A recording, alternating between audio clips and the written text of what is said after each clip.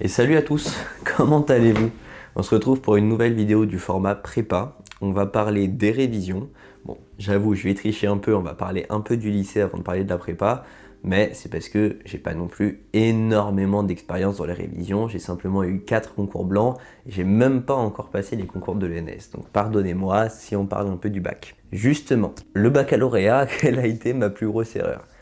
En fait, c'est tout simplement d'avoir trop concentré mes révisions les 2 dernières semaines avant l'épreuve. Je pense que la grande majorité des lycéens a fait ça, et c'est ce qui m'a conduit malheureusement à n'avoir que la mention assez bien, alors que j'aurais très honnêtement pu avoir la mention très bien si j'avais travaillé plus. Donc on va dire que c'était l'erreur classique des lycéens, à savoir la flemmardise. Pendant un an, tu fais rien, et du coup tu te retrouves à 2-3 semaines de l'épreuve à faire tout le programme en panique. C'est très peu optimisé. Mais nous le verrons, en prépa aussi, j'ai fait quand même d'assez nombreuses erreurs qui sont importantes à évoquer. Avant toute chose, vous êtes probablement en train de vous demander pourquoi je fais une vidéo sur ce sujet, et peut-être même comment je fais pour choisir mes sujets.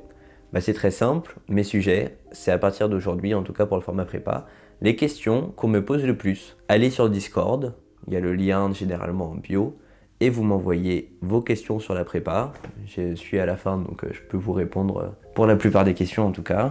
Et j'en ferai probablement une vidéo si la question revient souvent, tout simplement. Mes plus grosses erreurs, honnêtement, elles sont extrêmement random. La première, c'est de ne pas avoir travaillé du tout. Alors, vous allez dire que je me fous de votre gueule, mais non. Les premiers concours blancs, et ça j'en ai parlé dans la vidéo qui est sortie il y a quelques jours sur les concours blancs, j'ai pas travaillé. Parce que moi je percevais vraiment les révisions comme quelque chose d'inutile à partir du moment où j'ai les connaissances. C'est un peu comme le mème sur TikTok de les exercices, c'est pour s'exercer, c'est quand on ne sait pas. Moi, je sais. C'était à peu près en moins prétentieux l'idée que j'avais. Réviser, ça va juste m'embrouiller. Les trucs que je suis censé savoir, je les sais, j'ai déjà fait les exercices, alors pourquoi m'embrouiller? Du coup, j'ai rien fait du tout. J'avais aucun stress, donc on va dire qu'il n'y avait pas le problème, mais j'ai rien fait. Première erreur, à quoi je répondrais? Ne soyez pas débile, travaillez, pas mal. Après, deuxième concours blanc, j'ai travaillé quand même un peu plus. Et du coup, c'est un peu plus dur de trouver les erreurs que j'ai faites. Et je pense que c'est majoritairement des erreurs d'organisation. Ma stratégie à cette époque, c'était d'avoir des fiches de tous les cours. Donc au fur et à mesure de l'année, je faisais des fiches plus ou moins détaillées sur tous les concepts importants du cours, les formules à retenir, etc.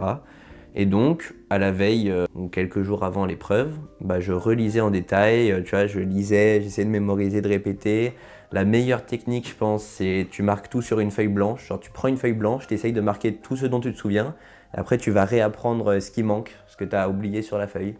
Ça, c'est vraiment pas trop mal comme méthode pour mémoriser. C'est gratuit. Mais aussi manque de travail pour ces révisions-là. On va pas se mentir, c'était pas non plus exceptionnel, juste révision très bateau. Et là, on peut commencer à parler du problème de la déconcentration. Ça, c'est quelque chose qui est malheureusement très fréquent chez les étudiants avant des échéances, peu importe l'échéance, parce que le cerveau, en gros, quand il a énormément de choses à faire en peu de temps, il panique et il a tendance à se déconnecter de la manière la plus simple possible, c'est-à-dire en ne donnant plus l'envie de travailler. Et donc il va se déconcentrer, il va avoir envie de faire des trucs autres, avoir envie de se divertir, et c'est très néfaste. Par exemple, avant une échéance, j'avais regardé l'intégrale de Friends. C'est pas une blague, en une dizaine de jours, 10 jours, 2 semaines, j'ai regardé l'intégrale de Friends. Ça c'est juste de la stupidité, mais du coup impossible de travailler, vous vous en doutez. Bon, encore heureux, c'était au tout début de la prépa, donc ça n'a pas trop impacté, mais sinon, autre exemple, tu fais que t'organiser, tu fais que travailler sur la manière dans laquelle tu devrais travailler, mais au final, tu commences jamais vraiment à travailler. Et ça, malheureusement, le seul conseil que je peux vous donner, c'est d'appliquer des méthodes qui vous forcent à vous focus. Il y a la méthode 3, 2, 1 et tu commences immédiatement à le faire et comme ça tu pièges ton cerveau. Je sais pas exactement comment ça marche, j'ai jamais vraiment compris mais on me l'a beaucoup recommandé. Et sinon juste t'as la méthode de tu coupes toute distraction. C'est soit tu regardes le mur, soit tu travailles. Et donc ton cerveau va avoir tendance à te dire ouais quand même frérot, abuse pas, tu vas pas regarder le mur 3 heures. Et à la fin, je sais pas, des 4 heures de révision, vous vous donnez une petite récompense. Je dis pas quoi, mais ça dépend de vous. Outre le problème de la concentration, il y a le problème du stress.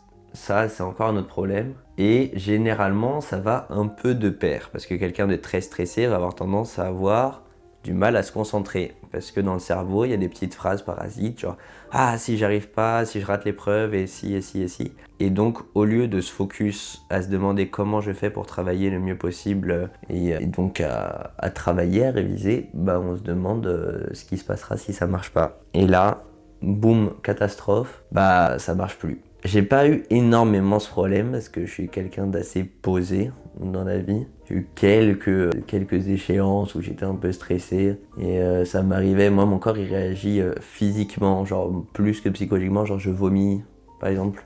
Quand je suis stressé, j'ai tendance à vomir ou à être très mal physiquement, mais pas tant moralement, tu vois. C'est un peu bizarre, mais dans l'idée, voilà. Et donc, j'ai pas de conseils particuliers. Il y a la méditation, il y a parler avec ses proches, il y a la pignouf. Je vois pas vraiment ce qui peut vous aider plus que ça. Sinon, en continuant donc à parcourir, il y a un autre problème, une autre erreur qui peut être faite. C'est tout simplement de trop travailler. Ça peut paraître assez ironique, mais en continuant mes épreuves, la première j'ai pas travaillé du tout, la deuxième j'ai bien travaillé mais avec des problèmes de concentration, etc. comme on l'a vu. Et la troisième, bah j'ai trop travaillé. Alors, comment c'est possible? Bah en fait, je pense que vous l'avez remarqué, mais il y a des personnes qui, une semaine avant les épreuves, surtout les partiels, parce que c'est assez typique quand même de la fac, ce genre de comportement, bah ils dorment pas, ils boivent 3 monsters par jour et ils travaillent, mais toute la journée, ils sont du coup très peu productifs, parce que bah, quand tu travailles 15 heures par jour, bah, t'as tendance à être assez moyen en termes de productivité, et juste, je sais pas, ils lisent des trucs, ils fichent, en fait ils apprennent parce qu'ils n'ont pas travaillé pendant l'année. Alors, quand t'as rien fait du tout, et que vraiment c'est la mer de noir, que tu connais rien, ok, il faut se mettre un peu la pression et il faut travailler. Je dis pas le contraire. Mais dans la plupart des cas, t'as quand même fait des trucs pendant l'année, surtout si t'es sur une vidéo prépa, t'es pas un branlos de la fac, t'es quand même un élève, un minimum sérieux, même si tu fais pas énormément de travail, juste en faisant les fiches d'exercice demandées et en écoutant en cours, t'as déjà des petites bases. Si tu vas te stresser à travailler toute la journée, à mal dormir, etc., tu vas juste arriver mélangé à l'épreuve et ça va très mal se passer. J'aurais pas trop vous l'expliquer, mais la phrase « du repos sincère, ça vaut mieux que des révisions hypocrites », elle est débile, mais elle illustre quand même assez bien le problème. Il vaut mieux arriver à une épreuve avec un cerveau frais et moins de connaissances qu'avec toutes les connaissances et un cerveau non fonctionnel. Parce que, vous l'admettrez quand même, si vous êtes fatigué, vous réfléchissez moins bien. C'est assez évident, vous aurez du mal à vous concentrer, vous vous endormirez à moitié, et c'est pas boire 3 monsters qui va beaucoup vous aider. Et donc, dormir, c'est souvent plus intéressant que de passer la nuit à réviser. C'est de là d'où vient la phrase. Bon, en gros, c'est ça le problème, c'est juste tu travailles trop, tu t'embrouilles, tu rates. Donc en gros, il faut trouver un juste milieu. Pour conclure la vidéo, les pires erreurs que tu peux faire, c'est de ne pas travailler du tout, tu t'en doutes. En intermédiaire, il y a se mélanger les pinceaux, paniquer, ne pas arriver à se concentrer.